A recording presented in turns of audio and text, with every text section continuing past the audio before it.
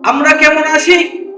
সাহাবীরা নবীর কেমন আশিক ছিলেন ভাইরা। হুজুরের এক সাহাবীর নাম ছিল হযরতে হানজালা রাদিয়াল্লাহু তাআলা আনহু। ফরজ গোসল করার জন্য পানির কিনারে গিয়ে দাঁড়ায়। এমন সময় মদিনার পথে কে যেন বলে যায় উহুদের ময়দানে হুজুর শহীদ। সঙ্গে সঙ্গে হানজালা রাদিয়াল্লাহু তাআলা আনহু উহুদের ময়দানে চলে গেল। বিনা গোসলে তিনি যখন যুদ্ধের ময়দানে চলে গেল, আমার ম্যাডাম যুদ্ধের ময়দানে গিয়ে হানজালা রাদিয়াল্লাহু তাআলা আনহু শহীদ হয়ে গেল।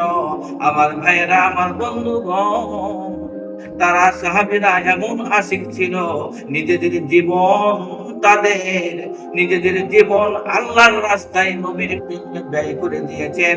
তারা কেমন ধরনের আশিক ছিল আপনি আমি ভালো করে বলেন। সাহাবীদের জীবন কেমন ছিল, সাহাবীদের আখলাক কেমন ছিল, নবীর চরিত্র ভিত্তিতে এই সমস্ত সাহাবীরা নবীর প্রেমে প্রেমাক্ত হয়ে নিজের জীবন পর্যন্ত বিলিয়ে দিয়েছেন। কথা বলেন ঠিক কিনা?